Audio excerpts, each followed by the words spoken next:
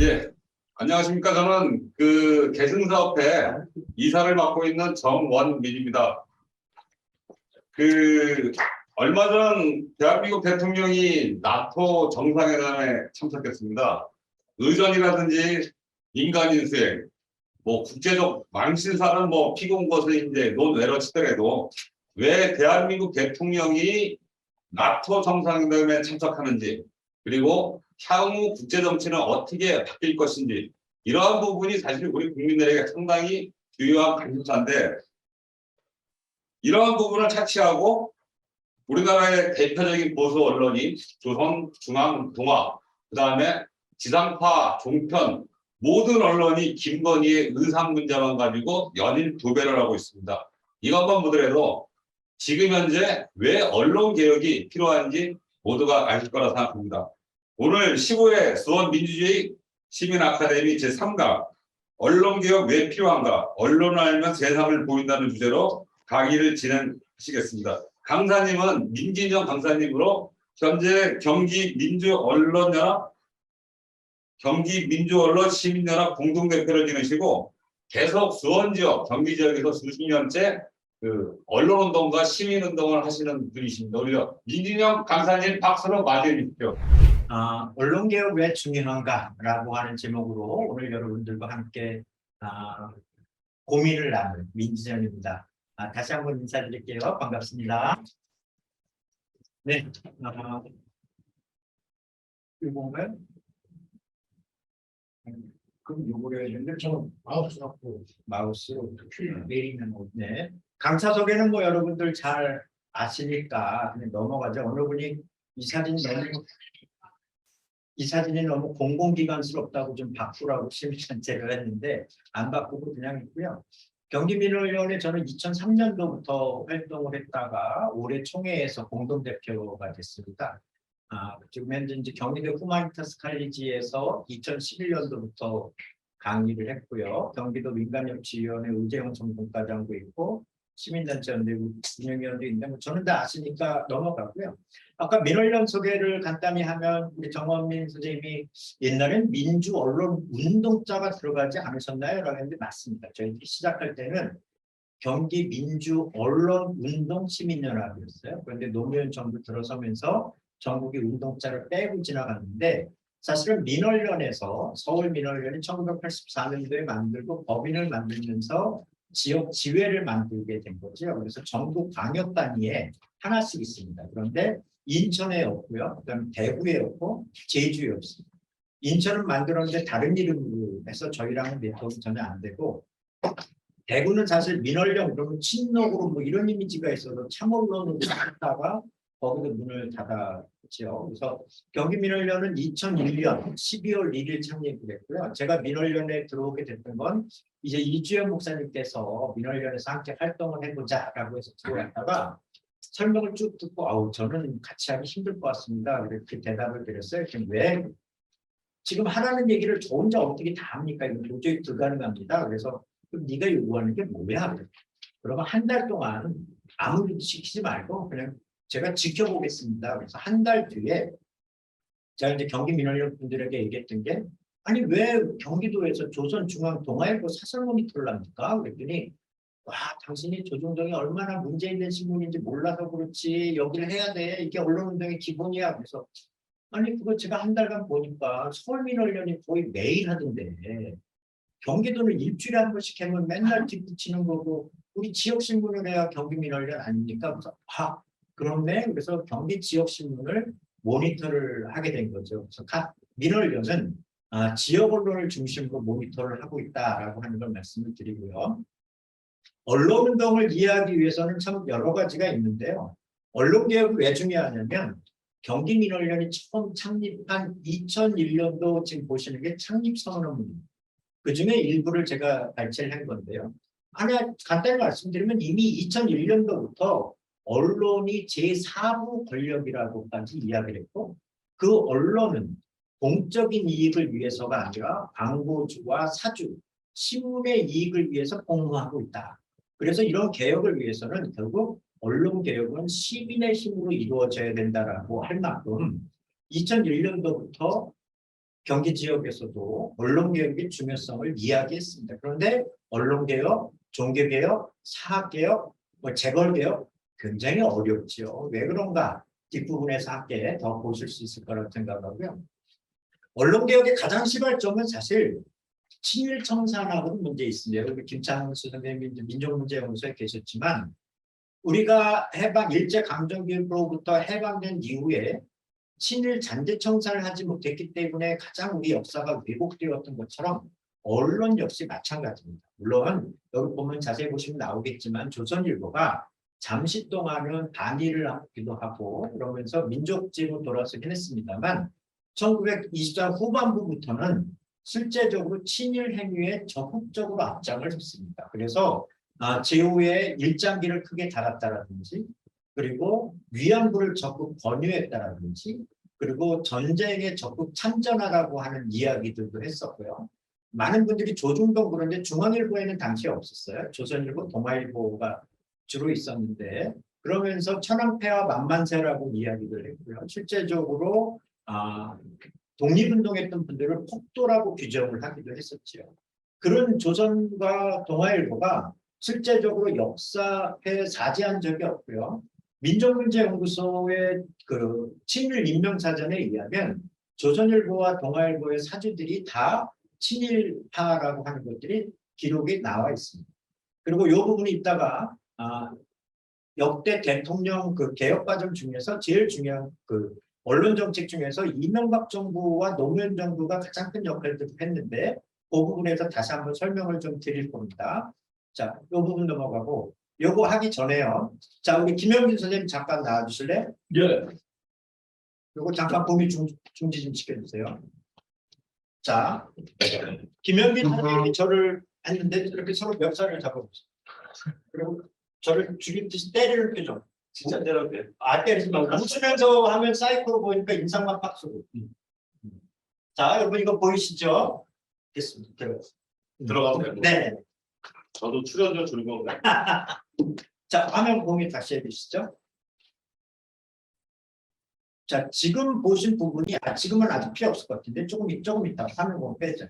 지금 보신 장면이 미디어를 이해할 때 여러분들이 굉장히 중요한 장면인데요. 자, 조금 아까 김영균 처장님이랑 저랑 서로 멱살을 잡고 있었잖아요.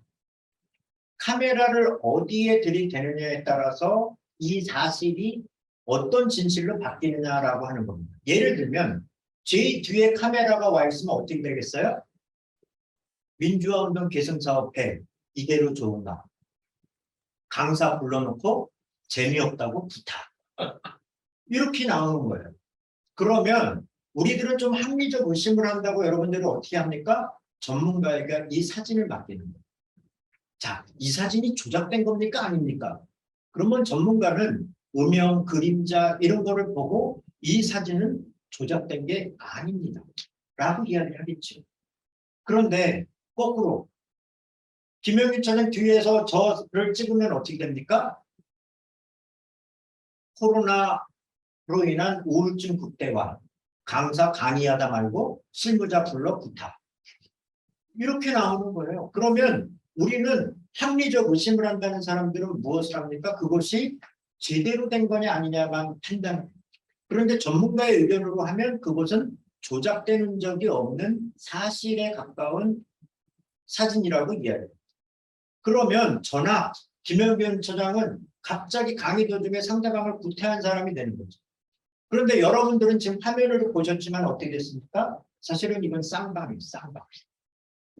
즉 카메라를 어느 각도에서 대느냐에 따라서 사실이 우리에게 전달되어지는 과정은 전혀 다르게 되는 겁니다. 경기도에서 가장 유명했던 게 대출이 싸움. 대출이 때 여러분들 잘 아시겠지만 신부님들도 계시고 목사님들도 계시고 그리고 단체 활동가들도 많이 들어갔어요. 오랫동안 대치했다가 공권력이 들어갑니다. 그리고 안에서는 들어오지 말라고 막 저항을 하죠. 막 모두 휘둘르고 그래요. 그러면 당시에 경찰 뒤에서 쫓아오는 카메라에는 뭐가 담기겠습니까? 공권력에 저항하는 사람들의 모습이 보입니다. 그러면서 카메라에 뉴스 앵커는 기자는 그런 말을 합니다. 대출위에는 어른들만 계신 줄 아는데 여러분 보십시오. 지금 앞에서 저항하는 사람들은 20, 30대 젊은 사람들이고 이들은 외지에서 온 사람들입니다. 결국 배후 조정, 제3의 세력 그러면서 불순한 집단이라고 표현을 하는 거죠. 그런데 대부분의 지상파는 그 카메라가 비싼 거기 때문에 안전함을 위해서 경찰 뒤에 따라오게 되는 거고 그 현장은 제3의 세력들이 와서 평택 대출이 주민들을 대신해서 싸우는 불순 세력의 개입으로 보도가 되더라도 카메라의 동영상이 그대로 나오기 때문에 사실로 전달이 되는 거죠. 그런데 그 안에 들어가 있는 사람 대부분 여기는 카메라보다는 당시에 인터넷 기자들이 많았겠지. 아니면 조그마한 신문사 그냥 카메라를 찍는 여기에는 몇 배 더 강화된 공권력과 무기로 진압하는 경찰의 모습이 담기게 되죠. 그런데 이거는 이슈화가 안 되는 거예요. 결국 언론을 여러분들이 바라볼 때는 이게 어디 시점에서 카메라를 댔느냐 어느 시점에서 바라보고 펜을 올렸는가 라고 하는 것을 바라보는 게 가장 중요한 문제죠. 그런데 이걸 우리가 쉽게 파악할 수 있지 않아요. 왜 그럴까요? 그래서 우리가 언론을 알아야 된다고 하는 건데요. 저는 외가와 친가에 굉장히 사랑을 많이 받고 자랐습니다. 왜냐하면 친가에는 아버님이 9남매 중에 막내셨어요. 외가로는 어머님은 5남매 중에 큰딸이었어요. 그러니까 양가에서 막내와 큰딸의 첫째 아들이니까 얼마나 사랑을 많이 주셨겠어요. 그런데 돌 때 등허리를 다쳤어요. 그러니까 안쓰럽고 그러니까 더더욱 사랑을 주셨어요. 중학교 때인가로 기억을 합니다.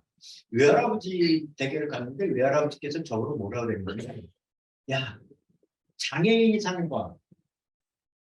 다른 거 필요 없어. 너는 공부하지 말고 도장 파는 거나 배워. 관공서 앞에 할아버지가 돈을 내서라도 네 자리 만들어 줄 테니까 너 거기서 편안하게 도장 팔면서 남은 인생 살면 돼. 라고 말씀하셨어요. 만약에 제가 할아버지 말씀을 듣고 지금 도장 파는 기술을 배웠다라고 한다면 지금 어떻게 되고 있을까요?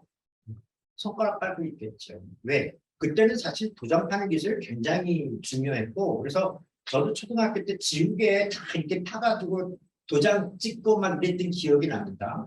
그리고 할아버지는 그게 가장 안정적인 직업이라고 생각하십니다.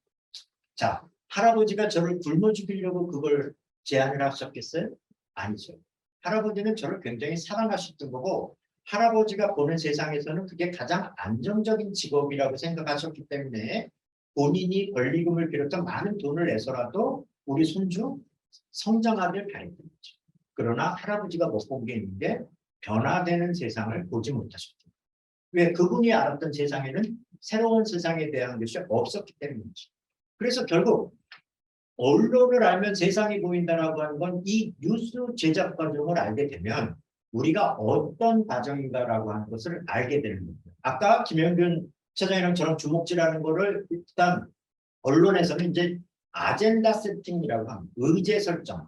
어디에서 바라볼 건가라고 하는 것들이 가장 기본적인 거고요. 두 번째가 이제 게이트 키핑인데 그건 뒷부분에서 다시 한번 설명을 드리고 왜 이 과정이 어렵냐면 자 우리 여러분들도 보시면 알겠지만 우리 우선 여기 계신 분들 사극 보시죠. 사극. 사극 보면 드라마 뭐가 있었죠? 대장금, 허준 뭐 이런 드라마가 있었어요. 그런데 저도 대학 다닐 때 침을 배웠어요. 동의학 사랑이라고 해서 침을 배웠는데 25명 중에 2명만 합격을 못하고 23명이 다 합격을 했어요. 2명 중에 1명이 저였어요. 왜? MT를 가서 이 문제없는 학국회에 침을 찔러야 되는데 무서워서 못 찌르겠는데 얼마나 아플까. 그리고 저는 결국 못 찔러서 탈락. 1명은 빙글빙글 돌리다가 탈락. 나머지는 너무 잘 찔렀더니 야 니는 어떻게 이렇게 잘 찔르냐 그랬더니 알고 보니 수박 껍질에다 연습한 사람이 있고 세수대에다가 창문지 띄워놓고 연습한 사람이 있고 이 사람들은 끊임없이 연습해요. 그러니까 이 학국혈이 소화될 때 가장 중요한 건데 여기에 침을 그들은 편안하게 놓을 수 있어요. 과거에는 과거 시험을 보러 가려고 할 때는 족삼리홀에다는 거 우리 결혼식 때 발바닥을 때리잖아요. 왜 발바닥을 때렸을까요? 거기에 용천혈이라고 있어서 거기를 자극을 해주면 기가 원활하게 돌아간다고 이야기합니다. 이렇게 몸에 좋은 혈도 있지만 나쁜 혈도 있어요. 나쁜 혈. 그걸 우리가 일명 사혈이라고 해요. 자, 여기 계신 분들 아마 줌으로 함께 하시는 분들은 거의 안 하실 테니까 그냥 편하게 여기 있는 분들로 손가락을 이렇게 한번 해주세요. 손가락. 자, 그리고 귀를 막아보세요. 제 말이 들립니까? 안 들립니까? 제 말이 들렸어요? 안 들렸어요? 들렸어요. 들리셨죠? 자, 그럼 이번엔 아까 사혈이라고 했던 것 중에 대표적인 게 백회혈입니다. 백회혈. 여기 머리 가운데 있는데. 자, 제가 시작 그러면 이 정도로 해서 5번을 치고 나서 막아줘 보세요. 자, 다 같이 시작. 하나, 둘, 셋, 넷, 5. 해보세요. 들렸어요? 안 들렸어요? 안 들렸어요. 왜 안 들렸을까요? 여러분은 나이가 있으시니까 연세가 있으니까 조용한 거예요. 대학교 1학년 때 하면 1학기 애들은 막 꽉꽉 신입생들은 책상을 치면서 신기해요. 백회열 때문에 아닌가요? 막 그래요. 근데 2학기 때 하면 조금씩 의심하는 눈초리로 보는 사람도 있어요. 3, 4학년 수업을 해봤는데 3, 4학년은 안 막아. 아, 내가 당신이 막으린다고 막아. 그리고 안 막는데 신입생 때 한참 막 자기들이 백회열을 통해서 자극을 한 거 아닌가 이랬다가 한 명이 혹시 교수님이 입만 뻥끗거린 거 아닌가요? 라고.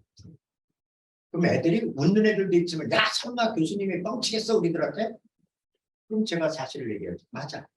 입만 뻥끗거린 앞에 합곡혈, 족삼리혈, 용천혈 다 사실입니다. 앞에 사실로 밑밥을 다 깔아놓고 결정적일 때 거짓말을 하면 대부분의 사람들은 그냥 속아가 넘어가고 그게 진실로 비춰집니다. 그런데 혹시 저 교수가 거짓말을 한 거 아닐까라고 하는 의심하는 사람들에 의해서 우리 역사는 조금씩 발전한 것처럼 우리가 언론이 잡고 있는 아젠다를 제대로 보기 위해서는 합리적인 의심을 할 줄 알아야 돼요. 그런데 아까 얘기했던 것처럼 몇 가지 진실을 막 이야기하다 중간에 탁 끼워놓으면 그건 역시 우리는 진실인 것처럼 착각을 하게 되죠. 그래서 언론을 바로 보기가 어렵다라고 하는 거고요. 자, 이제 공유해 주시겠어요? 자, 언론개혁에서 가장 중요한 건 아까 친일파들이 언론을 그대로 했다라고 말씀을 드렸죠. 근데 그 다음에 나왔던 게 언론사에서 우리 역사적으로 가장 슬펐던 게 뭐냐면 정통성이 있는 국민으로부터 인정받았던 대통령들이 별로 없었어요. 갑자기 미국에서 독립운동을 했는지 뭐 하와이 한인들을 살쳐가지고 막 탄핵도 당하고 막 이랬던 사람이 갑자기 와가지고 우리나라 대통령이 됐잖아요. 실제적으로 중국에서 독립운동 상하이에서 했던 사람들은 안 되고 그 이승만 그리고 박정희, 전두환, 노태우 이 역사를 봐야만 우리가 언론이 왜 이렇게 됐는가를 알 수 있죠. 첫 번째는 친일파들이 다 두려움을 느꼈는데 친일 청산이 되지 않으면서 그 기득권과 권력을 그대로 유지했었어요.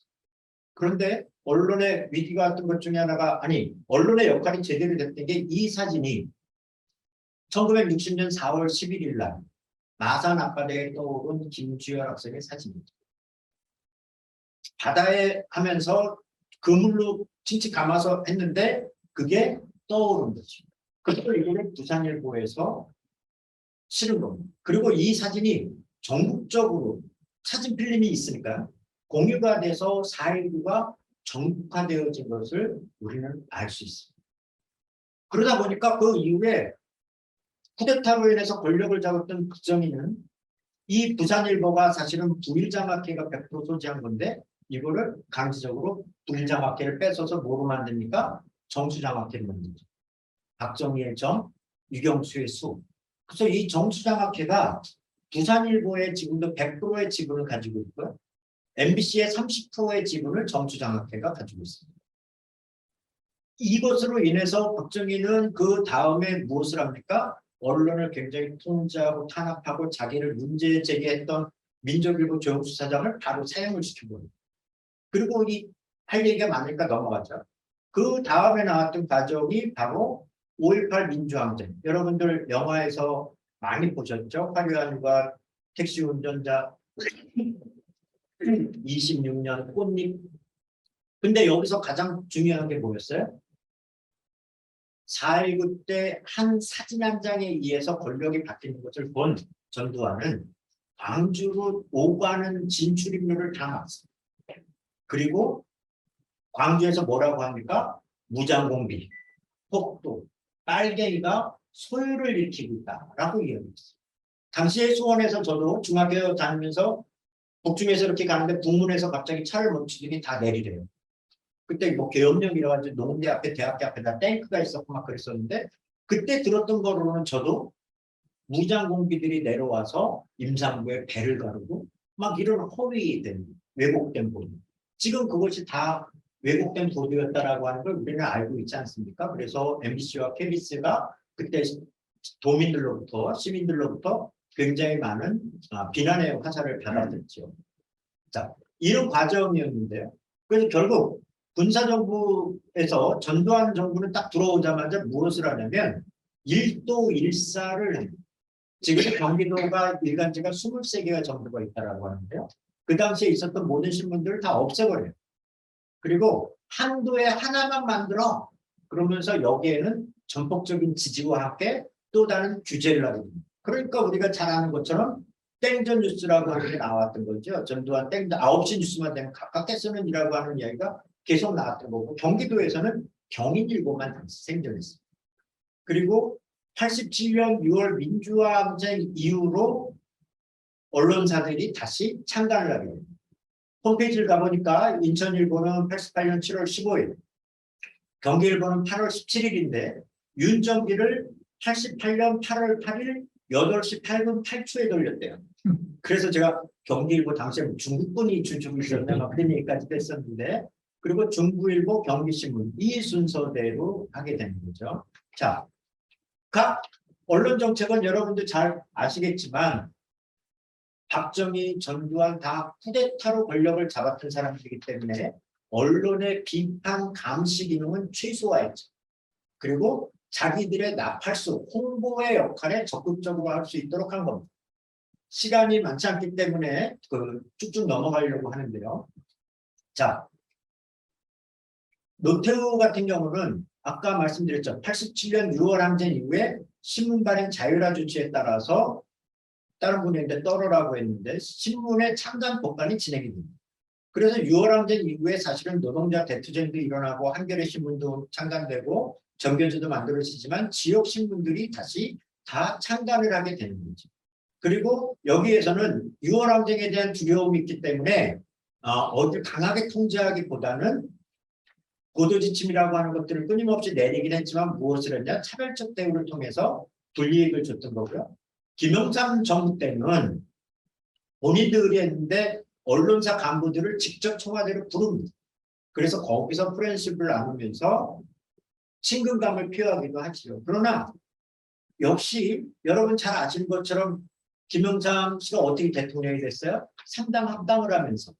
그러면서 대통령이 됐던 사람이죠. 그러니까 본인이 여태까지 살아왔던 삶이 다 없애고 권력을 갖기 위해서만 했던 거기 때문에 역시 문제가 있었어요.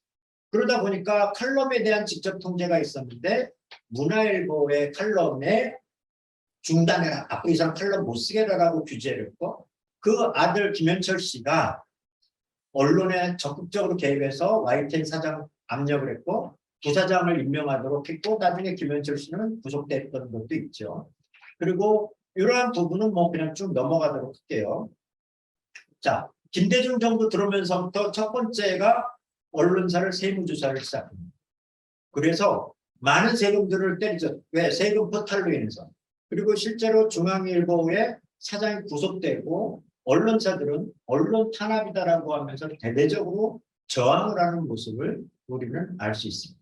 자, 노무현 대통령 이거는 뭐 제가 PPT를 의뢰한 사람이 이 사진 어때요? 그래서 오케이 했는데 자, 노무현 대통령은 언론 개혁이라고 하는 여러분도 잘 기억하시겠지만 4대 개혁안을 이야기했었는데 그 중에 하나가 중요한 게 언론 개혁이었습니다. 그러면서 2004년도 토론회에서 현재 공직사회는 언론으로부터 포위되어 있다. 그리고 그 장벽을 뛰어넘겠다라고 이야기했죠. 그러다 보니까 조중동에서 이미 대통령이 되자마자 탄핵이라고 하는 단어가 수없이 반복이 되고 됐습니다. 그래서 노무현 대통령은 무엇을 했냐면 기자실 개방 그리고 브리핑룸 도입. 이건 뭐냐면 기자실이라고 하는 건 기자단도 만들어져 있지만 이 기자단이라고 하는 게 엄청난 법원 이런 데는 100%의 찬성이 있어야만 기자단이 들어옵니다. 경기도청 도의회도 한때 50%가 찬성을 해 과반수가 찬성을 해야지 된다라고 했어요. 경기 인천 지역의 유일한 지상파인 OBS가 거기 기자단을 들어가려고 신청을 했어요. 그리고 그날 온 분들 중에 거수를 했는데 과반수가 넘었어요. 아, 그래서 이제 들어오면 되는 겁니까? 그랬더니 그날 참여 못했던 데에서 무슨 소리야? 전체 과반수가 돼야 되는데 참석 인원의 과반수가 아니야. 근데 그날 많은 사람들이 안 와서 당신들은 기자단에 못 들어와. 라고 해서 했던 거예요. 그리고 기자실 역시 중앙언론, 그러니까 서울에 있는 중앙언론 기자실과 지역언론 기자실이 따로 되어 있어서 굉장히 차별화가 심했던 거죠. 그리고 그들만의 거기서 정보 공유가 되어지고 뉴스가 왜곡되어지다 보니까 기자실 폐쇄하고 브리핑룸으로 전환하자. 그리고 취재원 실명제. 이건 뭡니까? 지금도 언론의 관계자에 따르면 이라고 하는 이야기가 굉장히 많아요. 실제로 실명을 밝히기 어려운 관계자에 있는 경우도 있지만 많은 경우는 그 관계자의 인터뷰가 없는 경우도 실제로 있을 수 있죠. 그러니까 실명제를 그저 정확하게 이 기사의 소스가 어디냐라고 하는 걸 밝혀라라고 했던 거죠. 그리고 혹시 공무원이 그걸 취재를 했으면 보고를 해라 라고 하는 거였고, 두 번째가 관공서의 가판 구독 금지. 지금도 물론 뭐 가판에 신문이 있으니까 과거에는 굉장히 많았어요. 근데 그 가판은 어느 거니까 새벽에 만들어집니다. 그래서 그 밤 사이에 편집되어지고 왜곡되어지는 뉴스가 나오는 거고, 이게 공공기관으로 들어가면서 굉장히 왜곡된 소식이 공무원들에게 들어가다 보니까 관공서는 가판, 즉 새벽에 만들어지는 신문을 보지 마라 라고 이야기를 해서 참여정부에서 3만 부까지 있었던 그 전에 가판이 6,100부로 축소되기로 했습니다. 그리고 나서 신문 공동 배달제. 자, 조그만 신문사들은요, 이걸 배달할 수 있는 그걸 만들 수가 없어요. 그러니까 한 군데에서 다 모아서 배달할 수 있게끔 하자. 저희 때 한때 유행이었던 신문이 내일신문이었어요. 내일신문. 석탑에서 이제 했는데 그 장명국 선생이 하면서 이제 당시에는 내일신문이 정치 정론지다. 그래서 정세를 분석해주고 앞으로의 전망을 예고해주는 신문이었어요. 그러니까 제가 아는 사람들에게 야, 내일신문이라는 게 만들어지니까 이거 꼭 구독해라. 그래서 지역에서 목회하고 있는 선배들한테 다 권유했어요. 몇 개월 지난 다음에 우연히 만나서 선배들한테 물어보니까 다 끊었대요. 그래서 왜 끊었어요? 재우는 내일신문인데 배달은 3주 뒤에 돼가지고 이미 다 끝나는 왜 배달을 할 수 없으니까 우편물로 보낸다든지 막 이러니까 너무 늦게 되는. 그래서 이 신문 공동 배달제는 사실 굉장히 중요한 거다라고 하는 거고요. 더욱더 중요한 게 신문법 및 언론중재법. 신문법은 뭐냐? 여론의 다양성을 위해서 한 신문사가 30% 이상의 저기를 구독자를 갖지 못한다. 그리고 세 개가 합쳐서 60% 이상일 경우에는 이들에 의해서 언론이 집중되고 이것이 충분히 여론을 왜곡할 수 있기 때문에 그걸 방지해야 된다. 라고 하는 거고요. 그리고 나서 결국 이것이 여론의 다양성을 보장하는 거예요. 그리고 또 하나는 지금 신문사 보면 독자권익위원회 내지 뭐 독자위원회라고 하는 게 있는데 그걸 만들어야 되고, 그리고 너무 주중동에 집약되어 있는 것들을 하고 여론의 다양성, 뿔뿔이 민주주의를 위해서 지역신문 지원 특별법을 만들어서 지금까지 특별법으로 진행이 되어지고 있는 게 노무현 정부의 미디어 정책. 근데 여기서 이명박 정부에서 갑자기 바뀌는데 왜 그랬을까요? 자, 노무현 정부 아까 들어서면서 그 굉장히 많은 반복되어지는 단어가 탄핵이었어요. 그리고 실제로 탄핵이 됐지요. 국회에서. 왜 탄핵이 됐습니까? 아, 우리 정당이 좀 좋은 결과가 있었으면 좋겠다. 라고 하는 말이 대통령의 중립의 의미를 위반했다 그래서 국회에서 탄핵을 시켰죠. 근데 그 장면이 유시민 의원 막 누워서 우는 장면부터 해가지고 이게 그대로 지상파에서 오랫동안 방송이 됐어요. 수원에서도 수원역, 남문에서 탄핵 반대 촛불을 했죠. 그 당시 진보 정당에서 뭐라고 이야기를 했냐면 우리는 노무현 대통령을 지지하진 않지만 왜 그때 예학급 파병이라든지 뭐 여러 가지 때문에 반대는 했지만 이런 방식으로 탄핵이 진행되는 건 민주주의의 심각한 훼손이고 위기다라고 하면서 했어요. 자, 그래서 그 다음에 헌재에서 탄핵 무효가 돌아왔고 오랫동안 이 뉴스를 보면서 그 다음 총선에서 어떻게 됐습니까? 지금의 국민의힘이 폭망했어요. 폭망. 그러다 보니까 노무현 대통령 임기 말에 새롭게 떠오르는 후보였던 이명박 박근혜 이쪽에서 뭐라고 이야기했습니까? 우리가 이번 총선에서 졌던 이유는 언론이 노조에 의해서 좌파에 의해서 장악되었기 때문이다. 그래서 결국 우리가 대통령이 되면 KBS, MBC 여기 노조 손볼 거고 니네 각오하라 라고 하는 이야기를 공개적으로 했어요. 그러니까 지상파도 슬쩍 위축되어졌던 것도 사실이지요. 그래서 권력을 잡았던 이명박 정부에서 여기서 중요한 게 또 하나 있는데요. 이명박 박근혜가 대통령 경선 과정에서 이미 사실은 BBK 당신 거 아니야? 당신 뒤에 최태민과 최순실이 있는 거 아니야? 이거 다 서로 지적이 됐었어요. 그러면 사실은 언론이 비판 감시 역할을 하기 위해서 그때 나왔던 그 문제를 끊임없이 취재했다라고 한다면 우리 역사에서 두 대통령이 감옥 가는 그리고 우리의 사회가 역주행하는 그런 일은 없지 않았을까라고 하는 거죠. 그런데 언론은 그거를 쉬쉬했어요. 자, 여기에서 결국 지상파의 편파방송 때문에 우리가 어렵다라고 하면서 권력을 잡자마자 언론을 장악할 것을 결심을 했죠. 그러니까 무엇을 하려고 했습니까? 첫 번째는 KBS 일을 분리해서 민영화까지도 생각을 했어요. 그리고 MBC를 민영화하죠.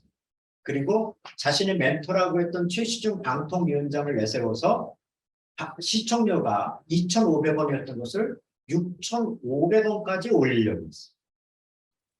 그러면서 자신들이 특보로 있던 사람들을 다 사장으로 앉히려고 했죠. 우리가 잘 아는 정현주 사장 사퇴하라고 했는데 끝까지 버티니까 감사원에서 감사하면서 배임 횡령 뭐 이런 거로 해서 결국은 몰아내지 않았습니까? 근데 나중에 다 무죄를 드러났죠. 그건 뒷부분에 좀 더 나오고. 자, 그렇게 하려고 했는데 MBC 민영화를 당시에 왜 안 했냐? 뭐 본인의 입으로 말한 게 아니기 때문에 정치학자들 그리고 언론학자들이 이야기를 한 거는 자, MBC를 민영화하려고 하니까 그 당시에 MBC 자산 규모가 한 10조 정도가 나왔더라고요. 그러니까 방문진이 7조, 3조가 어디 거예요? 정수장학회. 그럼 정수장학회에 당시 뭐 최필립인가 누가 있었는데 사실은 그 뒤에 박근혜 당시 씨가 있었던 거니까 그럼 박근혜 쪽으로 3조가 들어가면 친이 친박의 갈등에서 갑자기 친박이 큰 늘어나고 친이가 위축되기 때문에 MBC 민영화 하지 라고 하면서 못하게 됐던 거죠. 자, 결정된 건 여기 신문, 방송, 겸용, 허용. 이게 노무현 정부에서는 한 언론이 30% 이상의 가지고 있으면 안 된다라고 했는데 여러분들 잘 아시겠지만 신문 보는 사람이 점점 없는 거예요. 더군다나 핸드폰을 점점 보는 사람들 늘어나요. 그러니까 신문이 죽으려고 하고 있어. 야, 우리 못 살겠어. 더군다나 여러분 아시겠지만 이명박 정부 들어오면서 미국산 쇠고기를 수입하는 과정에서 촛불 집회가 일어나고 그 촛불 집회에서 조중동 광고 주는 기업 불매 운동을 시작했어요. 그러다 보니까 기업들이 조중동에 광고를 안 줬어요. 그러면서 한겨레 경향도 광고를 같이 안 줬어요. 왜? 나중을 대비해서. 그러니까 촛불 시민들이 다 한겨레와 경향신문을 많이 구독했는데 이때 한겨레가 위기였습니다. 위기. 독자는 늘어났는데 위기였어요. 왜 그랬을까요? 신문 한 부를 제작하는데 비용이 굉장히 많이 2010년도에 제가 강의를 들었을 때 한 분이 뭐라고 얘기를 했냐면 당시에 15,000원인가 조선일보 구독료가 15,000원일 때 제작하는 과정에는 18,000원 정도 든다.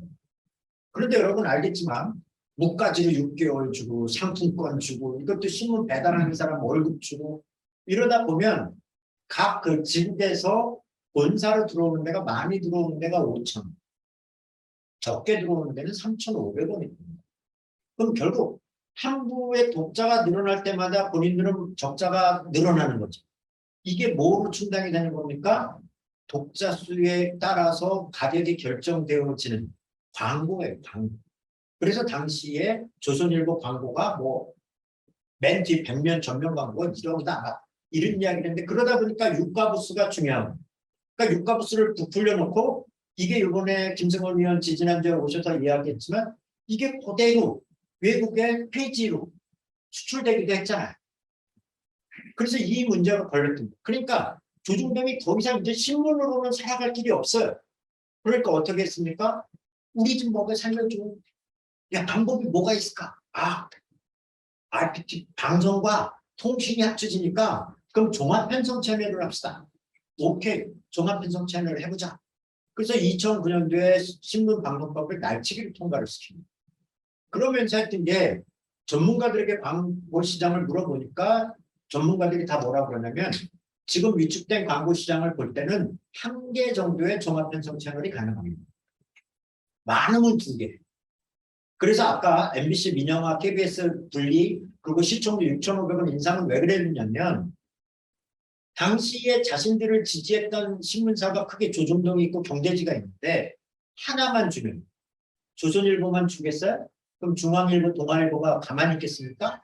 조선일보와 동아일보만 줘요? 중앙일보가 가만히 있겠어요? 이러니까 딜레마에 빠진 거예요.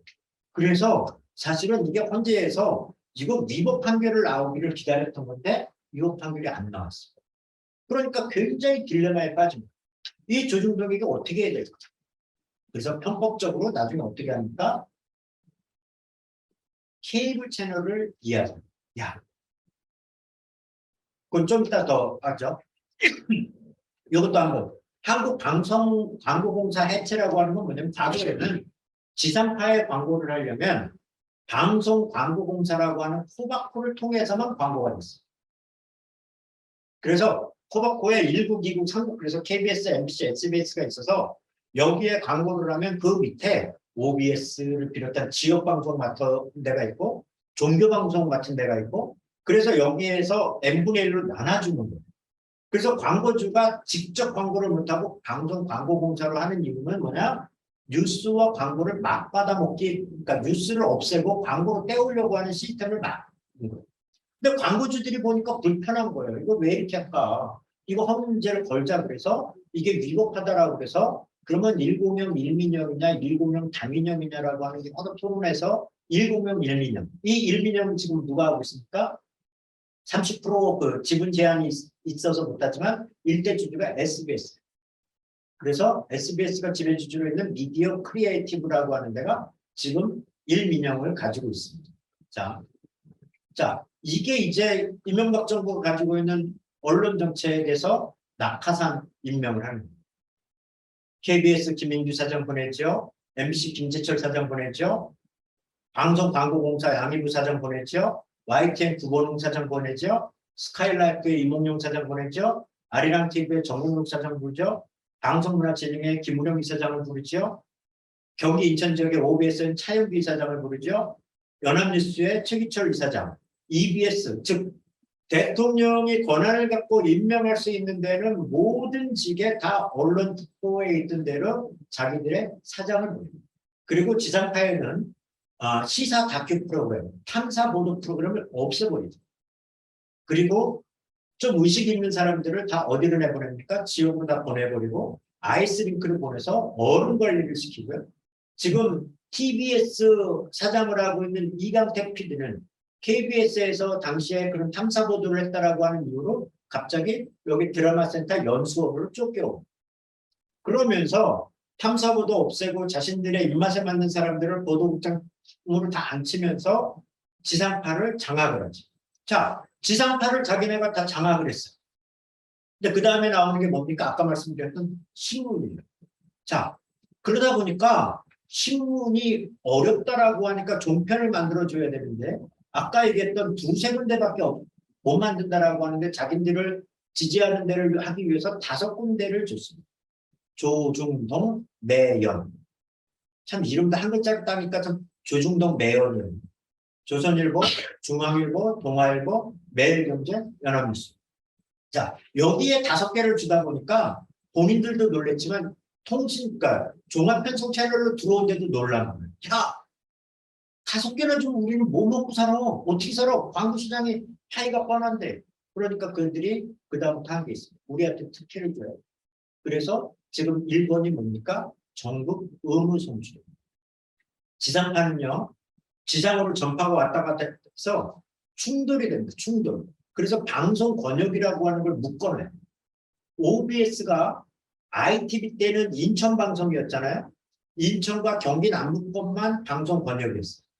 그때 나중에 OBS로 만들어지면서 경기 북부까지 방송 번역이 된 거죠. 이 기간이 오래 걸린 이유가 서울로 역의 재정신이라고 하는 게 오래 걸린 이유가 SBS가 반대했기 때문에. 자, 근데 여러분 이상한 SBS는 지역 가니까 다 나오던데요. 지역 민방위 다 나오던데 맞습니다. 왜? SBS랑 계약을 합니다. 그래서 자기 방송에 드라마나 이런 거 SBS 채널을 틀어주면 돼요. 그럼 자기는 제작비가 얼마 안 들어요. 그러니까 지역에 대한 프로그램 한두 개만 하면 되고 지역 뉴스 잠깐만 하면 되고 드라마 예능은 다 SBS가 틀어주면 됩니다.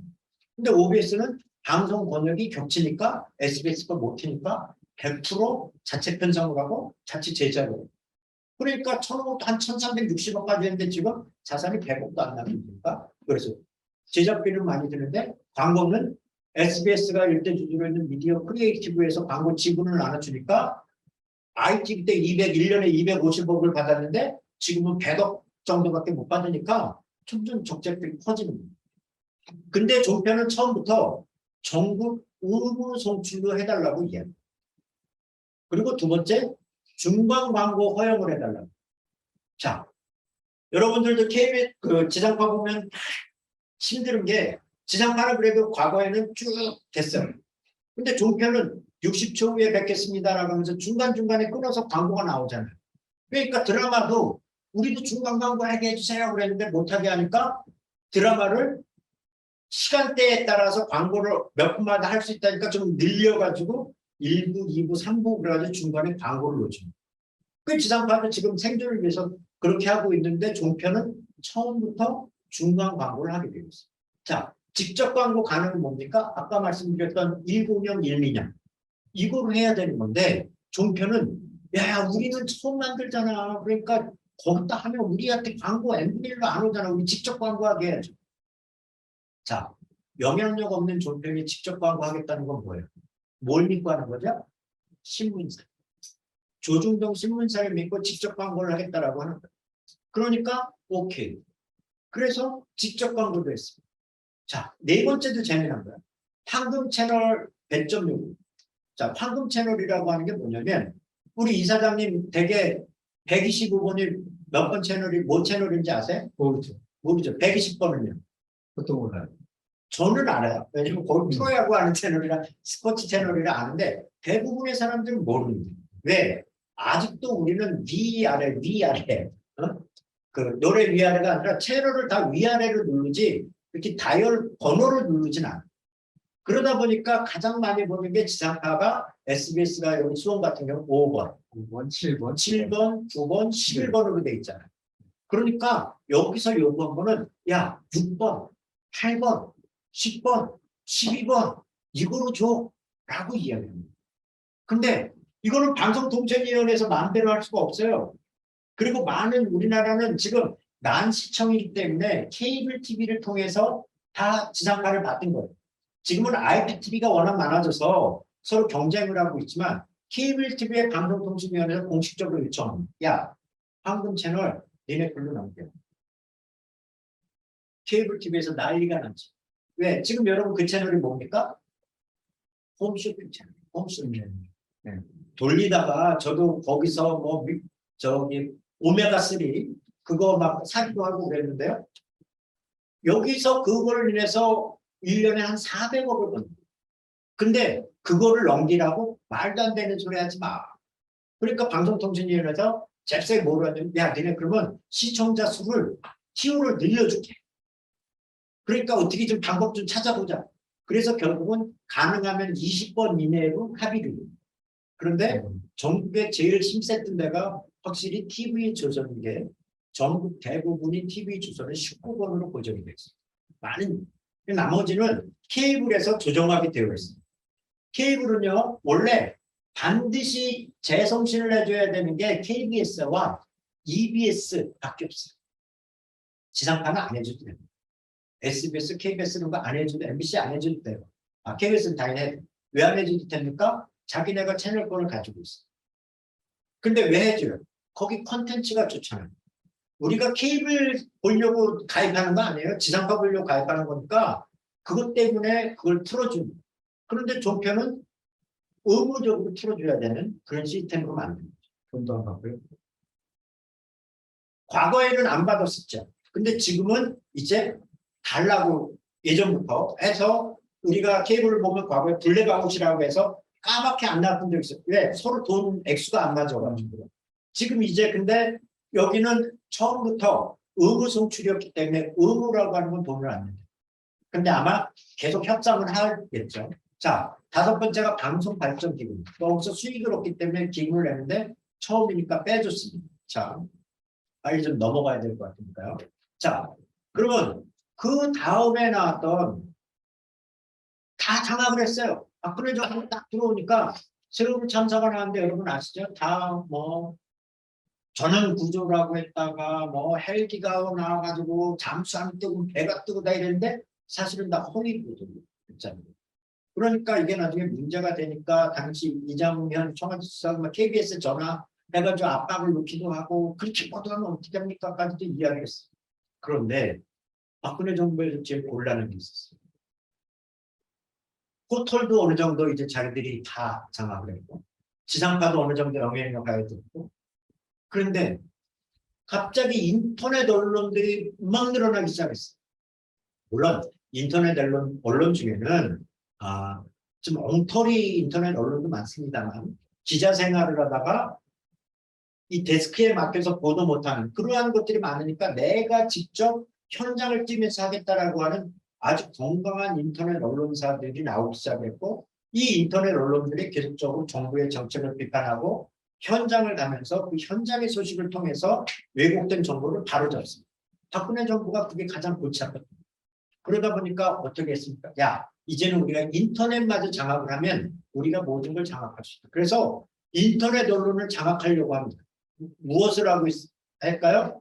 자기들이 조사를 해보니까 대부분의 인터넷 신문이 3명 미만이랍니다. 그러니까 5명 이하는 다 없애버려요. 왜? 국민들의 세금이 나가요. 그때 저희 민언련도 대한언론 너머라고 하는 걸 만들고 있었어요. 5년 정도 하다 결국은 저희가 폐간을 했어요. 근데 실무자는 1명밖에 없어요. 대부분의 지금 언론사들이 이름 되면 알만한 분들, 우리 집회하면 사진 가지고 오는 분들이 다 1인 미디어예요. 그러면 이것을 없애버리면 어떻게 됩니까? 지방정부로부터 광고를 못 받아요. 근데 인터넷 언론에 독자가 있으니까 종이신문이 없는데 단순한 후원으로만 하니까 유지가 안 되지. 그래서 이걸 없애려고 했는데 전 국민적까지 많은 언론 관계자들이 반대를 하고 이건 여론의 다양성을 침해하는 거고 민주주의를 왜곡시키는 거다라고 하는 반발이 켜서 결국은 이것은 못하고 넘어갔죠. 만약에 이것마저 됐으면 굉장히 힘들어졌을 수도 있을 거예요. 자, 이건 아까 했던 거니까 넘어갔고요. 자, 현재 위기는 뭐냐? 아까 얘기했던 것처럼 포털의 영향력이요. 지금 엄청납니다. 과거에는 박정희 씨가 뭐라고 했냐면 나는 낮의 대통령이고 임자는 밤의 대통령이구만 이라고 하면서 조선일보 사주를 띄웠어요. 그리고 그들은 스스로 본인들이 대통령을 다 만들 수 있다라고 하는 생각을 했어요. 우리가 영화 내부자들 보시면 알고 요즘 하는 것 드라마 중에는 뭐 왜 오수재인가 뭐 이런 거에 보면 대통령 후보자와 재벌과 그다음 검찰이 한통속으로 해서 만들어 나가는 과정이 있어요. 그러니까 과거에는 조선일보가 밤의 대통령이라고 하고 이 권력들이 대통령을 다 좌우할 수 있다라고 이야기를 했는데 지금은 그 영향력이 어디로 넘어갔냐면 포털 사이트로 넘어갔어요. 네이버의 매출액이요. 서울에 있는 말고 전국 지역신문 매출보다 많아요. 포털에. 그리고 지역신문의 생존권은 포털에 이 뉴스 검색이 되느냐 안 되느냐에 따라서 좌우가 돼요. 그래서 뉴스 제휴위원회가 지금 굉장히 큰 힘을 갖고 있어요. 그리고 광고 시장은 줄어들고 있죠. 더군다나 종이신문은 안 보죠. TV도 지금 젊은 친구들은 본방을 거의 안 봅니다. 짤로만 보고 여러분들 중에는 대부분 많은 사람들이 정주행했다라고 그러는데 TV를 안 보고 다 뭐로 보냐면 휴가 때 넷플릭스 뭐 자녀들 누구 이름으로 돼가지고 그거를 정주행을 다 본다는 뭐가 재밌어요? 그래 쭉 보는데 지금 젊은 친구들 안 봐요. 근데 뭐로 봅니까? 유튜브로 봐요. 아니면 짤로 봐요. 그래서 지금 유튜브의 영향력이 굉장히 커졌어요. 지금 젊은 세대들 중에 유튜버가 되겠다는 친구들도 굉장히 많아요. 그런데 이 유튜브는 아까 말씀드렸던 것처럼 굉장히 왜곡된 것이 유튜브 현장에 떠돌기다. 의외로 많은 분들이 그걸 보면서 그것이 진실로 착각을 해요. 예를 들면 그런 겁니다. 광주항쟁에 대해서 민주화운동에 대해서 지금 이제 지난번 40주년 때 보니까 광주에서 뭐라고 얘기했냐면 광주 민주화운동이라고 이제 하지 말자. 5.18 민주화운동, 5.18 민중항쟁이라고 하자. 왜? 이것은 이미 광주를 넘어서 우리 전국적 이슈가 되었기 때문에 그렇게 표현하자라고 했는데 아는 교수님이 그런 거야. 아들이 초등학생인데 아빠 5.18은 뭐야? 그건 아빠한테 듣는 것보다 유튜브로 네가 좀 봐. 한 이틀 뒤에 봤어? 물어봤어. 봤는데 5.18은 북한의 무장공비가 내려와가지고 우리나라를 아주 개판으로 만든 거구만. 무슨 소리야? 유튜브 보면서 아빠가 편집하지 말라고 해서 나 한 편만 본 게 아니야. 5편을 쫙 다 봤어. 근데 5개가 똑같아. 이게 유튜버가 가지고 있는 함정. 알고리즘. 관련 동영상이라고 나오죠. 요 내용과 비슷한 게 우측에 뜹니다. 그러니까 유튜버를 잘 모르는 분은 그거를 클릭해요. 그래서 몇 개를 보면 이게 그 사람들에게는 탁직이 돼. 진실로 되는 거예요. 진실. 제가 오늘 여기 오다 깜짝 놀랐던 게 수원역에 버스를 딱 기다리고 있는데 수원역에서 현수막이 걸려있어요. 동성애가 활성화된 유럽에서 원숭이 두창인가? 이 되고 있다. 차별금지법 제정하면 우리나라도 원숭이 두창이 활성화될 거다라고 하면서 차별금지법 반. 이걸 모르는 사람들이 보면요. 차별금지법을 만들면 동성애가 늘어나고 수관이 늘어나고 그래서 원숭이적 활성화가 되어지는 것처럼 그런데 노인들은 그것을 진실로 알고 또 일부 종교인들은 그것을 진실로 알아서 막 퍼날려요. 이게 가장 무서운 확증입니다. 근데 유튜버가 그런 영향력을 가지고 있어요. 더욱더 무서운 건 뭐냐? 광고주의 영향력 증가라는 거예요. 아까 제가 아젠다 세팅이라고 하는 것들을 우리 보여드렸죠. 그 다음에 중요한 그 언론을 이해할 때 두 번째가 게이트 키핑이라고 합니다. 게이트 키핑. 게이트는 뭐예요? 문이에요. 문. 키핑은 지키는 겁니다. 결국 뉴스 제작 과정을 보면 신문사는 보통 오전에 모여서 회의를 합니다. 야, 오늘은 취재할 거 뭐 있지? 저 오늘 뭐 어디 가려고 하고요. 어디에서 뭐 기자회견 있고요. 어디에서는 시위가 있고요. 누가 뭘 한다는 이거 쭉 나오면 그래? 그러면 뭐는 가서 이걸 좀 촬영을 하고 요건 기사를 좀 찍어오고 요건 일면에 막 이렇게 다 배분을 해요. 그리고 4시쯤 모여가지고 자 취재한 거 다 가져와. 자, 야 요거는 중요하네 생각보다 요거 일면에 보도하자. 야 요거는 이렇게 크게 쓸 필요가 없잖아. 요건 3면으로 하자. 이거를 결국은 배정을 하는 거고요. 어느 거는 카메라가 와서 촬영을 다 하고 뉴스를 다 했는데 보도가 안 돼요. 왜 안 될까요? 이 보도가 나가면 영향력이 큰 거는 따로 딜이 들어옵니다. 예를 들면 그런 거죠. 여기에서 오늘 강의를 하는데 민주정이 와서 강의를 합니다라고 우리 팝업창으로 많이 홍보를 했는데 한 명의 기자도 없어. 심지어는 장명구 기자도 없어. 왜 없을까요? 민진영이라고 하는 개인이 민주화운동이라고 하는 계승사업회에서 강의하는 게 자기에게는 뉴스 가치가 그렇게 크게 없는 거예요. 시민들에게도 그게 아주 중요한 정보가 아니에요. 그런데 김동연 지사가 여기 와서 강의를 한다라고 하면 어떻게 될까요? 달라지겠죠. 몇몇 기자들이 오겠죠. 도대체 어떤 이야기를 할 겁니까? 왜? 그게 뉴스 가치라고 합니다. 그래서 이거를 받아들일 거냐 말 거냐를 결정을 하고 다 완성되어 있는 거를 어디에 배치할 거냐, 일면 탑으로 할 거냐처럼 뉴스에서는 이거를 앞에 꼭지로 보도해. 이거를 배치하는 거예요. 아까 말씀드렸던 것처럼 수원에 하천에 삼성에서 유해 물질이 흘러나와서 물고기들이 폐사가 된 적이 있어요. 그래서 시민단체가 막 그 물속에 들어가서 막 건져내기도 하고 그리고 기자회견을 했어요. 막 아주 취재를 했어요. 근데 안 나와. 왜 안 나옵니까? 대응팀에서 삼성 대응팀에서 이미 전화 다 해가지고 식사 한번 합시다. 아이 그거 저희들이 다 조치했어요 라고 하면 그게 그들 표현으로 킬당하는 거예요. 왜? 광고주의 영향력이 이렇게 커지는 겁니다. 왜 커져요? 독자가 없으니까. 수입원이 없는 거예요. 독자가 없고 더군다나 지금 코로나 때문에 한 2년 6개월 동안 신문사에서 사업을 못해요.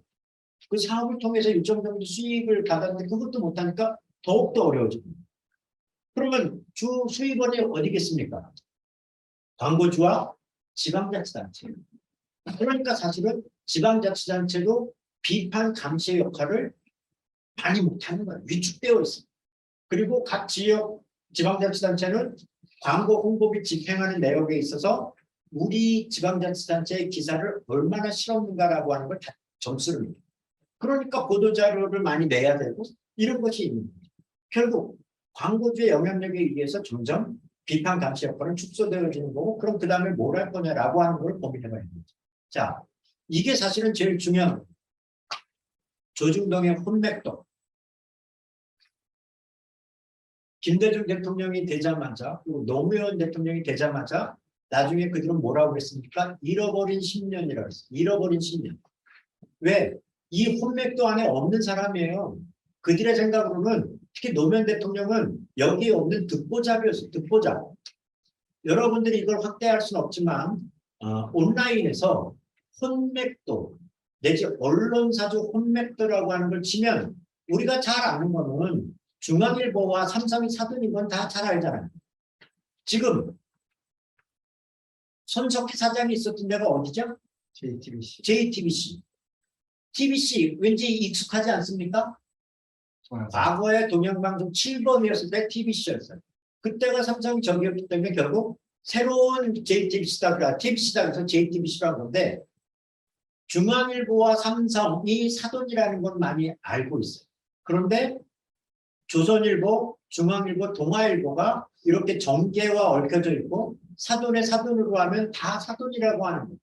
그래서 실제로 경제인연합회 보면 이들이 다 또 사돈의 사돈이에요. 그러니까 경제인, 법조인, 학원, 정치인, 이 사람들, 언론인, 이 사람들이 사실은 다 이런 혼맥도를 가지고 있는 거예요. 이들이 뒤에서 우리나라를 다 좌우하는 거예요. 이 중심에 언론이 있기 때문에 개혁이 어렵다라고 하는 거예요. 그래서 여러분들이 알려면 이 혼맥도를 정확하게 이해를 하지 않으면 왜 여기서 막히지라고 할 때 아는 거예요. 무엇을 문제 제기해도 보도가 안 돼요. 보도가 가장 많이 됐던 경우가 뭡니까? 이명박 박근혜 정부 때 제일 많이 했던 게 뭐예요? 검찰이 싹 걸려. 아유, 누가 이랬다는데 기자가 그래?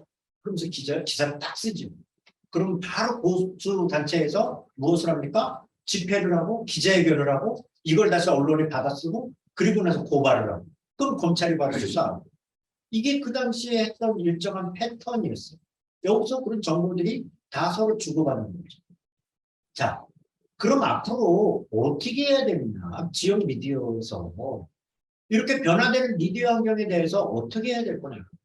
그리고 다행히 지금 이제 그 새로 당선되신 우리 김동연 경기도지사가 이제 그 공동체 라디오라든지 그 지역 언론을 위해서 이제 뭐 미디어 재단도 만들고 여러 가지 정책 공약을 내세웠습니다. 그래서 저는 지역 언론에게 항상 하는 이야기가 많은 분들에게 지역 신문을 이야기하면 읽을 기별로 없다. 맨날 뭐뭐에 의하면 따르면 하지 말고 탐사 보도를 확대해라.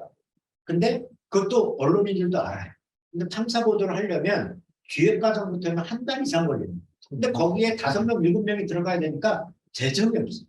그래서 저는 경기도에 경기도민들을 위한 탐사보도 지원을 위한 특별 기금을 만들어야 된다. 그래서 심사위원회를 통해서 이건 반드시 필요하다라고 하는 걸 지원을 해서 그것에 대해서 해야 돼요. 그래서 지역 언론을 지원해야 된다라고. 자, 이런 몇 가지 중에 여러분들이 흔히 접하는 가짜뉴스 내지 뭐 몇 가지가 있는데요. 자, 제가 어디에 가짜뉴스에 대해서 보도해달라고 해서 자료를 찾다가 한 3주 된 깜짝 놀랐어요. 이 연예인이 그날 봤는데 페이스북에 한강에서 숨진 채 발견됐다는 거예요.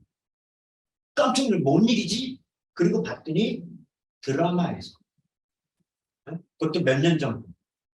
이게 한 달도 전에 페이스북에 올라와 있어서 깜짝 놀라요. 지금 젊은 친구들은 이런 뉴스를 굉장히 많이. 초등학교가 중학교에 선생님이 핸드폰을 10분간 주고요. 자, 뉴스 검색 마음대로 해봐. 그리고 10분 지나고 다 걸었어. 봤던 뉴스 뭐가 기억나? 놀라운 게요. 50%는 뭘 봤는지 기억이 안 나요. 그리고 그 중에 30% 이상은 연예 뉴스.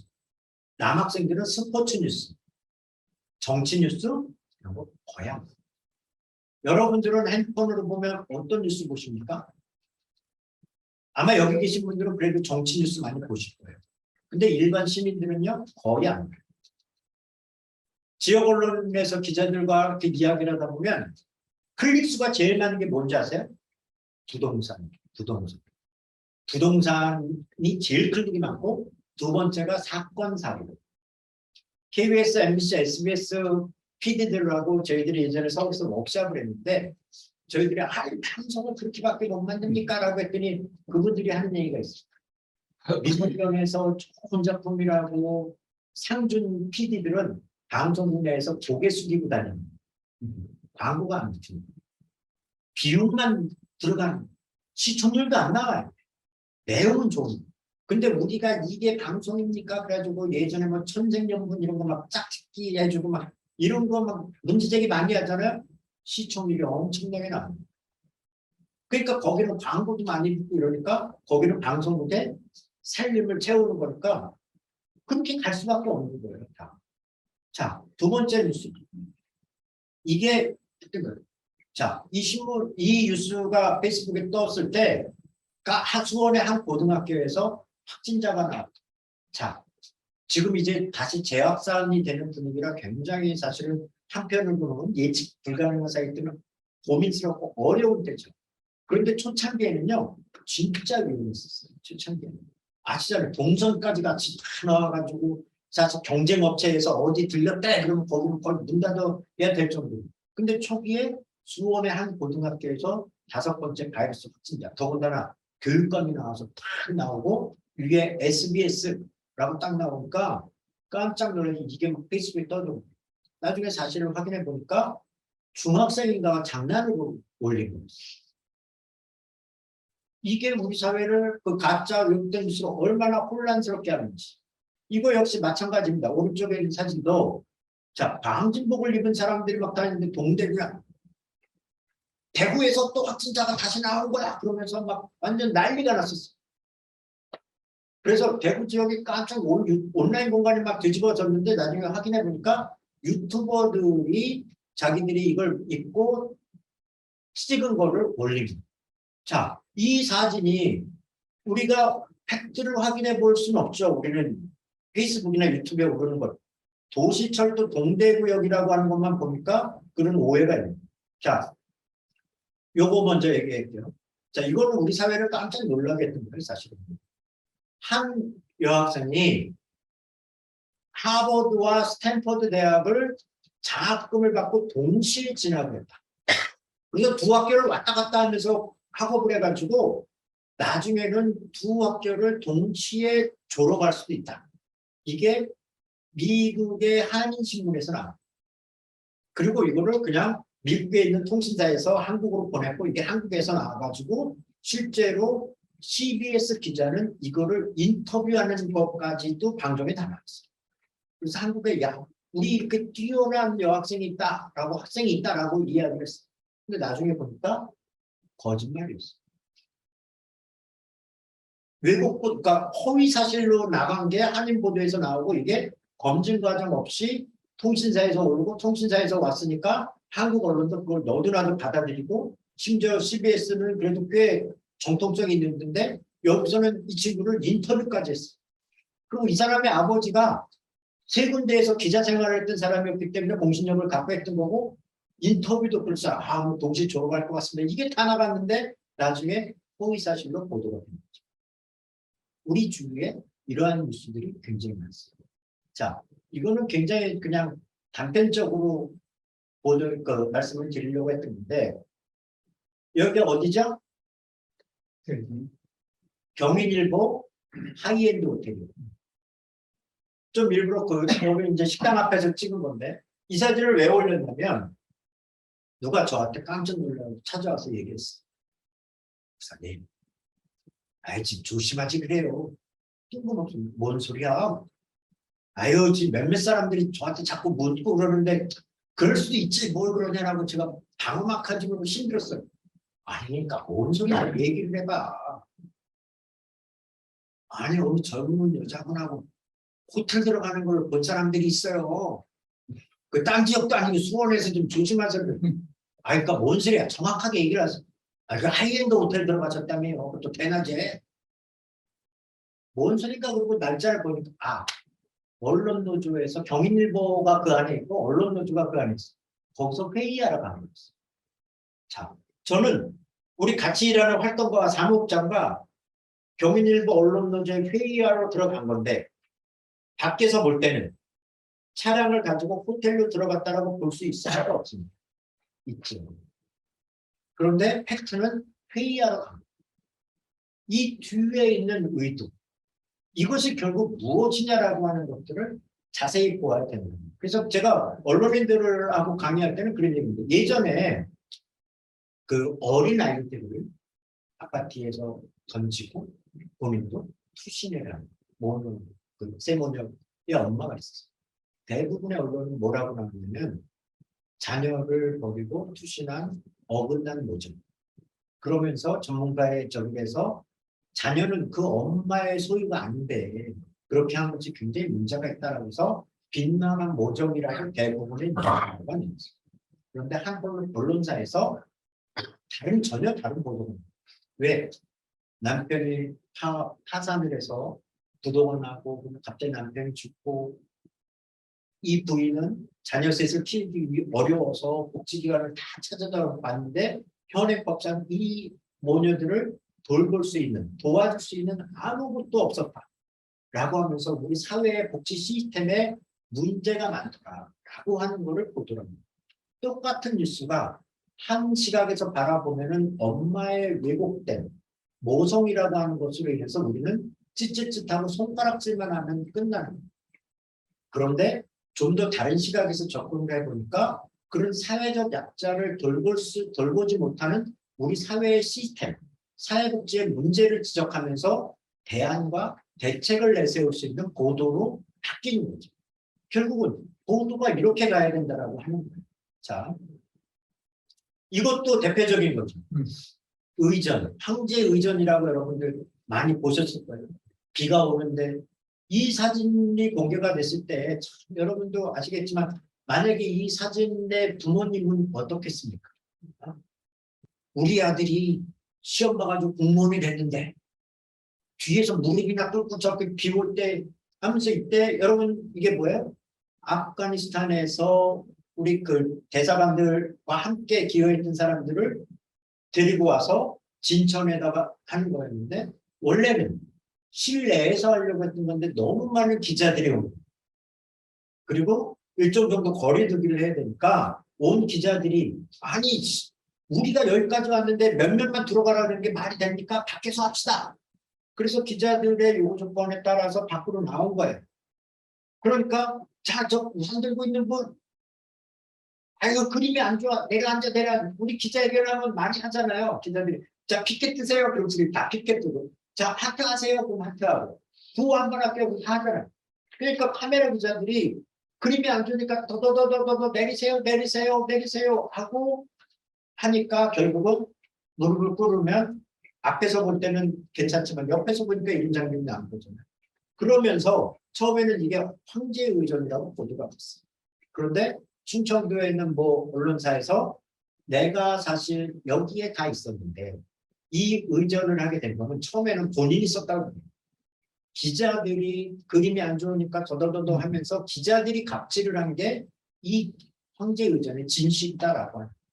결국 그게 소명되지 않았을 때는 우리 뭐라고 그랬어요? 그렇지, 공직 사회가 갑질 엄청나지. 좀 안다고 하는 사람도 그랬을 거예요. 그런데 실체가 나중에 드러나. 이거는 굉장히 의도가 있는, 이게 가장 악의적인 거죠.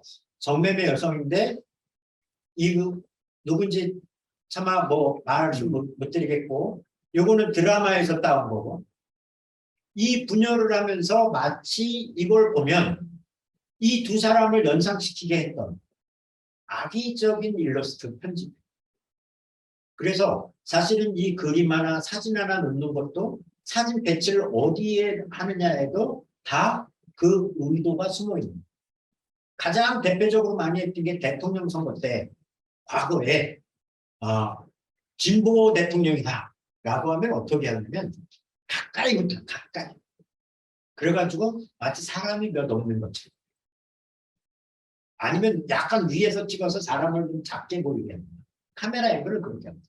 그런데 자기네가 지지하는 대통령이다라고 한다면 먼 데서 찍어서 이 뒤를 찍는 거예요. 그래서 수없이 많은 사람들이 함께하고 있다. 예를 들어서 강의실 같은 데서 하면 앵글을 앞으로 당겨가지고 앞에 5명만 나오게 한다든지 하면, 근데 대신 자기네가 지지하는 데는 뒤에서 이 후보는 별로 중요하지 않아요. 어차피 누군지 다 알아. 대통령 후보 정도. 여기에 사람이 꽉 차 있는 장면을 당연히. 그래서 두 사진을 비교하는. 자, 여기는 보니까 대여섯 명이고 여기는 몇백 명이에요. 강의실에. 그러면 사진을 보면서 어떻게 됩니까? 아, 여기가 대세구나. 그래서 밴드웨건 효과를 노립니다. 그게 카메라 앵글에도 다 들어가요. 자, 이제 마무리를 해야 될 텐데요. 결국은 여러분들이 슬기로운 언론 생활을 하기 위해서는 아까 얘기했던 아젠다 세팅의 과정을 잘 봐야 된다. 이게 어디 시각에서 뉴스가 만들어집니까? 우리들의 시민의 시각인 거냐? 아니면 기업과 정치인의 시각에서 만들어진 거냐라고 하는 것들을 보고, 그리고 이것이 게이트키핑 과정에서 축소되거나 왜곡된 것은 아닌가라는 것들을 가만히 봐야 되고, 이 과정에는 아까 우리가 홈맥도라고 하는 걸 봤지만 거기서 수없이 많이 왜곡되어진 뉴스가 우리들에게 정보가 제공되어지는 거고, 지금 또 가장 많이 보는 이 핸드폰은 또 한 번 네이버에서 다음에서 가공되어지고 왜곡되어지고, 그러다 보니까 지금은 뭐 알고리즘 시스템으로 다 합니다라고 이야기를 하지만 여기서 또 한 번 나오는. 그래서 지역신문에서 뉴스는 검색이 안 돼가지고 지역의 뉴스가 안 나오고요. 예를 들면 경인경기일보에서 기자가 썼는데 이게 제대로 안 나오는데 이거를 중앙언론이 받아가지고 딱 올리잖아요. 그러면 클릭이 글로 다 몰리는. 그래서 마치 거기가 원소스인 것처럼 되어지는 시스템입니다. 자, 이 과정에서 이제 우리는 소비만 하는 사람이 아니라 여러분들이 생산자로 전환해야 됩니다. 지금은 여러분들이 페이스북만 좋은 사진, 좋은 글만 올려도 사회적으로 이슈가 될 수 있어요. 여러분들이 다 유튜버로 갈 수는 없어요. 그러나 언제 어느 때 현장에서 사진을 찍고 그 현장을 고발하는 페이스북으로 올려서 그게 많은 사람들이 공유가 되면 언론인이 와서 그거를 취재하고 인터뷰를 하면서 이슈로 만들어줄 수 있는. 결국은 이제 소비하는 과정에서 여러분들이 생산자로 뉴스를 전환해야 돼요. 그리고 합리적인 미디어 소비를 해야 된다라고 하는 건 뭐냐면 아까 말씀드렸던 가짜뉴스, 알고리즘에 의해서 조작되어지는 이런 것만 보는 것이 아니라 다양한 뉴스를 봐야 돼요. 자, 이거는 참 굉장히 조심스럽긴 한 겁니다. 확진 개념을 하기 위해서 과거에 많이 썼는데 자칫하면 이 얘가 장애인 비하냐 아니냐라고 하는 논란까지 있어서 조심스럽습니다만, 과거에 어떤 걸 확증을 사례를 들면 시각장애인들에게 코끼리를 체험하는 그런 것을 가서 코끼리 실제 모형이 있는 것을 만지게 합니다. 이거 다 만지고 돌아오셨어요. 좀. 자, 여러분 코끼리는 어떤가요? 뾰족하고 그거 되게 위험하겠던데 뭐를 만졌을까요? 상아를 만졌어요. 이렇게 바꿀게요. 그 시각장애인이라고 하는 표현은 아까 말했던 논란의 여지가 있으니까 우리들한테는 안 되고 씌웠다라고 하죠. 그 어느 분은 무슨 소리야 평평하던데요. 그분은 배를 만져. 어떤 분은 뭐 팔락팔락거리던데 귀를 만졌겠지. 어느 분 채찍 같던데 꼬리 만지고 다양한 분들이 왔어요. 자, 그분들이 직접 만지고 경험한 게 코끼리가 맞습니까? 아닙니다. 맞으면서도 아니지. 왜? 그들은 코끼리의 일부분을 만지고 전체 모습을 본 건 아니에요. 그런데 그들은 그게 코끼리라고 확신을 합니다. 왜? 내가 직접 체험했으니까. 내가 직접 만져본 거기 때문에 이거는 누가 와서 뭐라고 그래도 내 확증. 유튜브로 몇 가지를 연속적으로 봐서 확증을 갖고 있는 사람들. 보수적인 신앙에서 목사님이 말했다라고 하는 내용. 이거는 그들에게는 진리예요. 진리. 진실이에요. 그 누가 뭐라고 하면 그들을 안 받게. 이들에게 어떻게 할 건가라고 하는 건 다양한 다른 뉴스를 어떻게 접하게 할 건가라고 하는 것이 가장 중요합니다. 근데 사실은 저는 이야기를 해보면 잘 안 바뀌어요. 그래서 저는 어르신들을 바꾸려고 하는 건 어렵다. 그분들은 평생을 그렇게 사셨던 분들이니까 오히려 앞으로의 민주시민 교육 과정에서 미디어 교육을 강화해서 편향된 미디어 교육이 아니라 다양화된 미디어 교육을 통해서 합리적 의심과 비판적 성찰을 할 수 있는 그러한 교육을 지속적으로 해야 된다라고 하는 거죠. 자, 결론입니다. 그러면 우리는 어떻게 해야 되냐? 지역신문은 어떻게 해야 되냐? 자, 여러분들 중에 지역신문 구독하시는 분 한번 손 들어보세요. 여기 계신 분들이 없어요. 아마 여기 줌으로 계신 분 중에도 없을 거예요. 저희가 예전에 저희가 5년에 한 번씩 후원 지정을 하잖아요. 15주년하고 원래 작년에 했어야 되는데 못해서 저희가 프로젝트 사업을 하나도 안 하니까 재정이 펑크가 나가지고 올해 무조건 한다 그래서 9월달로 딱 잡았는데 지금 재확산이라 어려울 것 같아요. 그리고 장소도 코로나 때문에 넓은 공간이 다 없어졌어요. 민원련 하면 그럼 굉장히 많은 분들이 오는데 그래서 저희들이 한 400명 정도 이상 해보려고 하니까 지출 비용이 1,000만 원 이상. 야, 이건 현실적으로 코로나도 불가능하다. 그래서 다른 방식으로 하자라고 이야기했는데 왜 말씀을 드리냐면 10년 때인가요? 10주년 때인가 5주년, 10주년 때 신문사에다 이야기해서 야, 우리가 구독료를 낼 테니 너네가 무가지로 3개월을 다. 그래서 6개월을 좀 보게 하자. 그래서 5부만 나오고 그랬더니 저 10부도 드리고 20부도 드릴 수 있어요. 그리고 그거를 해외권 추첨으로 했어요. 와 소리 나는데 아무도 안 나. 지역신문을 받으러 아무도 안 나. 6개월을 무료로 준다는데. 그래서 결국은 3분인가 받아가고 나머지 이제 테이블로 돌아다니다 보니까 한 분이 왜 안 나왔어요? 그 처음에는 몰랐는데 나중에 뭐 어디다 갖다 버려요? 막 이런. 왜? 지역신문을 그렇게 생각하고 있는 거예요. 그러니까 지역 기자들도 그거에 대해서 굉장히 가슴 아파해요. 그러나 사실 지역신문 기자 중에는 굉장히 열심히 뛰는 사람들이 있어요. 민주언론상에서 저희들 그분들과 함께하고 격려하려고 하는데 그분들은 현장을 찾아다니고 피해자 중심으로 보도하려고 하는 사람들이 있어요. 그들이 가장 고민하는 게 무프. 자기가 쓴 기사에 가장 희망을 얻고 자기가 기자된 그러한 것들을 보람을 느꼈다라고 하는 게 댓글에서 기사님 좋은 기자, 기자님 좋은 기사 잘 봤습니다. 이 기사로 인해서 새로운 힘을 얻고 새로운 따뜻한 사회를 보게 됩니다. 좋은 기사 부탁드립니다. 라고 하는 것들을 볼 때 기자된 책임감을 느꼈다. 민언론 상을 받은 민주언론 상을 받은 기자들이 꼭 멘트하는 말이 그런 게 있어요. 이 상이 부끄럽지 않도록 더욱더 현장을 발로 뛰어보겠습니다. 그래서 이 기자들은 언론사에서 뭐 이상한 기사 요구가 오면 저는 안 합니다. 저는 그래도 민주언론상을 받은 기자이기 때문에 그런 받아쓰기 기사는 안 쓰겠습니다라고 해도 언론사에서 뭐라고 못한다. 결국 여러분들이 할 수 있는 건 첫째, 신문 구독 그러면 뭐 재정적으로 어려울 수도 있어요. 가장 좋은 건 구독을 하는 거예요. 그래서 제가 민주노 쪽이나 전기도에 한 1,000부만 구독해라. 그리고 기사에 대해서 계속 문제 제기하고 안 바뀌면 1,000부 그냥 한 번에 독자권은 그 신문사가 충격을 받을 수 있다. 근데 우리가 일상으로 할 수 있는 건 일단 가볍게 지역 신문 기사를 좀 홈페이지를 찾아 들어가서 봐달라고. 홈페이지를 찾아가서 좋은 기사를 찾아 클릭해보고 그리고 거기에 댓글 달아줘. 그러면 그 좋은 기사를 쓰는 기자들이 힘을 얻게 됩니다. 자, 결론을 말씀드립니다. 언론개혁은 시민의 힘으로 해야 되는 거죠. 아까 말씀드렸던 것처럼 지금 미디어 현장은 스스로 개혁하기에는 굉장히 어렵습니다.